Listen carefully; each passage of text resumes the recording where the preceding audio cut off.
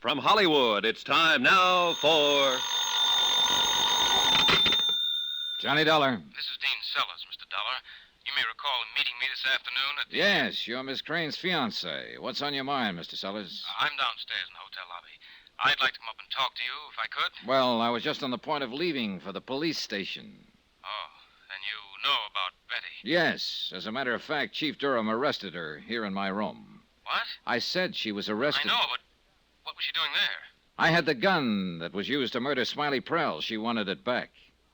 What do you mean, wanted it back? Why all the interest in this girl, Mr. Sellers? Well, Is it just because you happen to be engaged to the woman she works for? Well, yes, you might say that.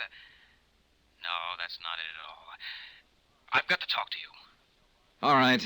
I'll meet you in the hotel bar in 5 minutes.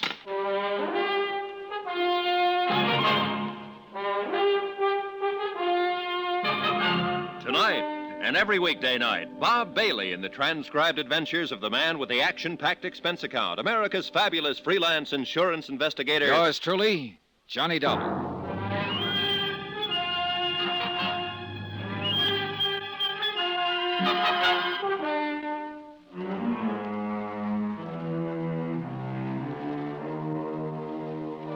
From Special Investigator Johnny Dollar, location Kranesburg, Ohio. To the Home Office Tri-State Guarantee Company, Hartford, Connecticut. Assignment, the Kranesburg matter. Expense account continued.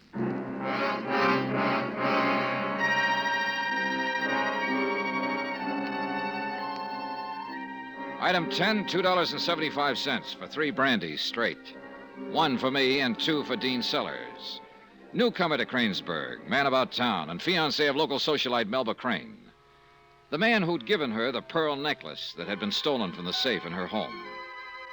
It had supposedly been an engagement gift, yet now Sellers was flipping his lid because Melba's maid was in a jam. I remembered the scene in the Crane sunroom earlier in the afternoon, and Dean Sellers remembered it, too.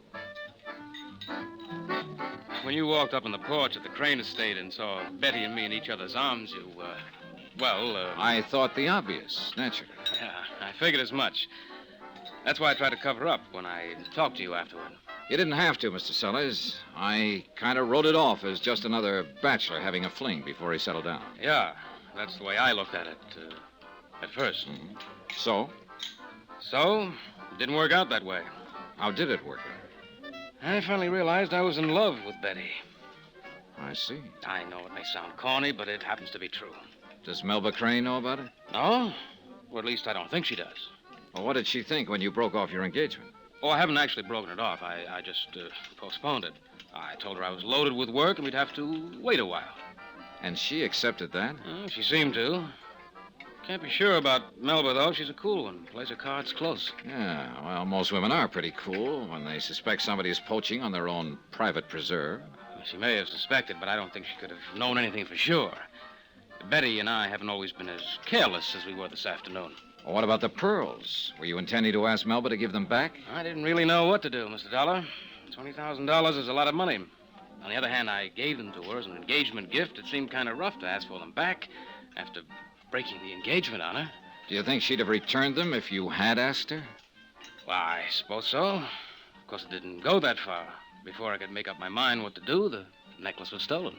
And this afternoon, the man who claimed he stole it was murdered. Betty had nothing to do with that. You could be prejudiced, Mr. Sellers. I know her, I tell you. How well? Well enough that I'm planning to marry her. That's what I mean. All right. But that doesn't mean I'm completely blind about her. Somebody's trying to frame that girl. Who, for instance? I don't know. And for what reason? I don't know that either. But I do know one thing. When she says she knows nothing about it, she's telling the truth. I admire loyalty myself, Mr. Sellers, but there are a lot of facts against her. What facts? As you probably know, when I caught her with that gun out at the Crane place and took it away from her, she was trying to hide it in the incinerator. All right. What's that prove?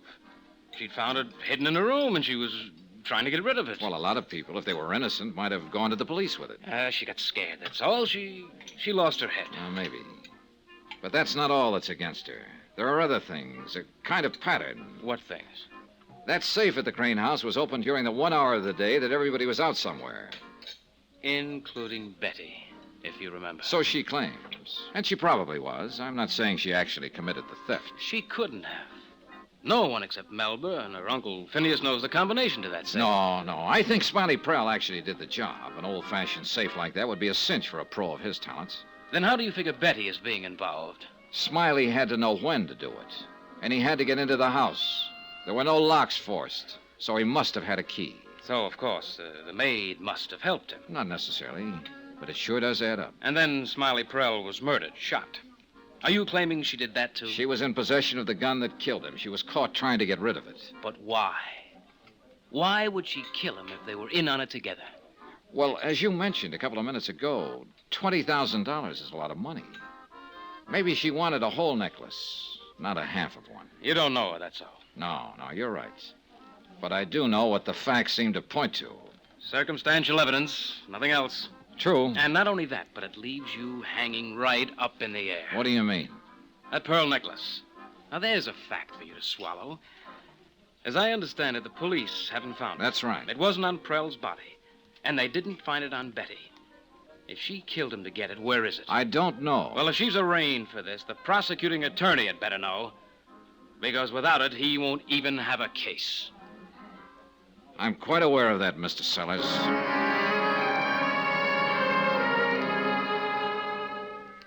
I left him standing there, belligerent and despondent, and drove across town to the police station. It was late by then, and Kranesburg had pretty well folded up for the night. Well, that was fine with me. The fewer people I saw at the moment, the better. I felt about as low as Sellers did, because I was starting to get a hunch that this one might turn out messy, that no matter how it might end, some average, decent people were bound to get hurt. It's like that sometimes when there's been a murder. Chief of Police Durham looked like he was expecting me. Sit down, Mr. Dollar. Thanks, Chief. You, planning to spend the night here? Nope, I'm about to give up. Going home in a few minutes. I've been trying to get a statement from that girl. Any luck? It depends on how you mean it. She's willing to talk, all right. Answers anything we ask her. But not the way you want her to answer, is that it? And she won't budge an inch away from that same story. Says she found the gun hidden in her room, was scared because of the robbery last week, and tried to get rid of it. What about Smiley Prell? Claims the first she heard of him was that bulletin on the radio telling about his murder. That's when she got panicky and came to the hotel to get the gun back. And that's all she knows about it, huh? So she claims. We couldn't budge her on it. Uh-huh. You still haven't found any trace of the necklace, huh? Nope. And without it, I doubt if the DA will even issue a complaint. Yeah. The same possibility was raised by someone else a few minutes ago. Who was that? Dean Sellers, the fellow who gave the pearls to Miss Crane in the first place. How come he's getting into it? Well, it appears that love has reared its head. He's frothing at the mouth over this girl's arrest, claims she's being framed. He could be right, Mr. Dollar. I know. It beats me. Man just don't know where to start with a mess like this one on his hands. I think I'm beginning to get some idea of where to start. How do you mean? Look, I've got a photograph here from the insurance files. Take a look. It's a photo of that necklace. I see. I was wondering, Chief Durham, do you know of any jeweler here in Kranesburg who could make a duplicate of that? A skillful imitation? No. No, I'm afraid you'll have to go into Cincinnati for that. Be the closest place, at least. No, I don't want a duplicate made. I want to know whether somebody did go into Cincinnati for that purpose some 4 or 5 months ago. Well, might take a while to find out. How much of a while? Well, not too long, with a little luck. I could get Jim Markley in here. Markley? He's a local jeweler. He could take this photograph and give them a technical description over the phone. Done things like that for us before. Good. Yeah, might have something back for you by tomorrow afternoon. Sooner the better. Yeah. I'll call Jim and ask him to come down. One other thing, Chief. Yeah? I've already phoned Hartford and started them to work on this, but we may get faster results if you move in on it from this end. All right. What is it you want? I want a tracer put on Dean Sellers. I see. A complete rundown. He's been here for 8 months. What did he do before that? Where did he come from? Where'd he get the necklace? Who are his friends? What's his financial status? Anything you can get. I don't quite see what you're aiming at, Mr. Dollar. I'm not quite sure I do.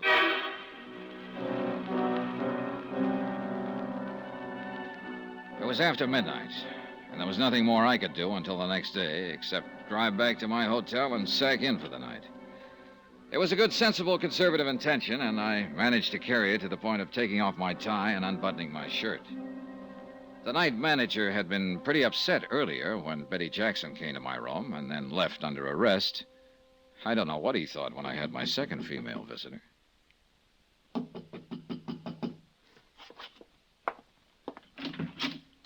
Well, good evening, Miss Crane. Could I have a word with you, Mr. Dollar? Sure, why not?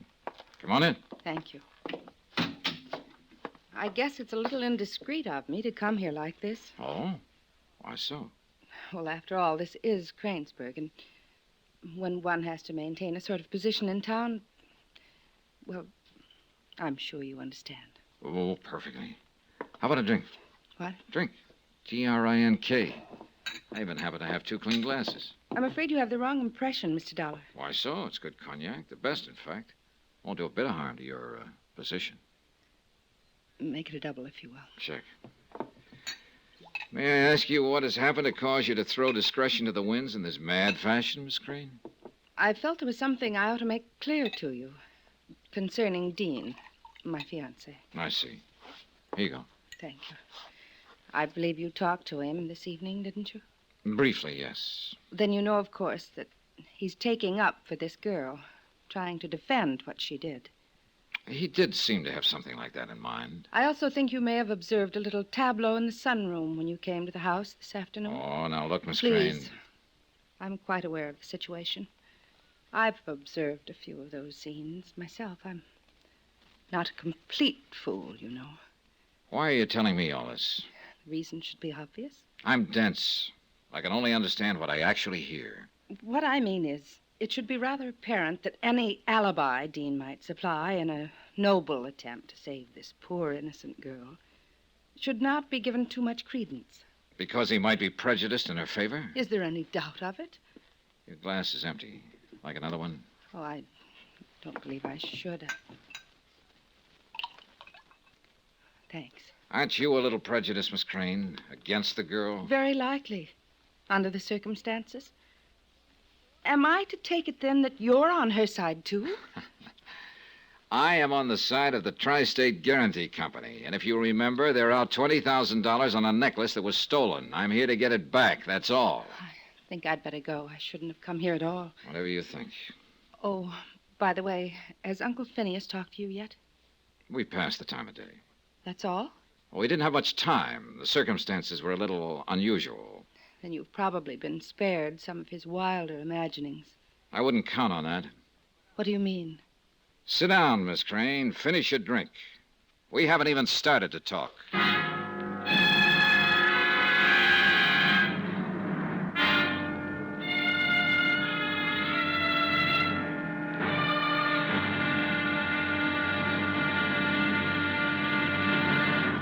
Now, here's our star to tell you about the final episode of this week's story. Tomorrow, a bomb drops. The timid run for cover.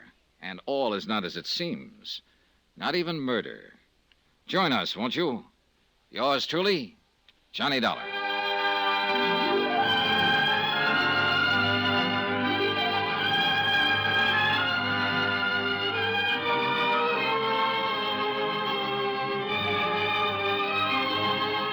Yours truly, Johnny Dollar, starring Bob Bailey, is transcribed in Hollywood. Written by Les Crutchfield, it is produced and directed by Jack Johnstone. Be sure to join us tomorrow night, same time and station, for the next exciting episode of Yours truly, Johnny Dollar. Roy Rowan speaking.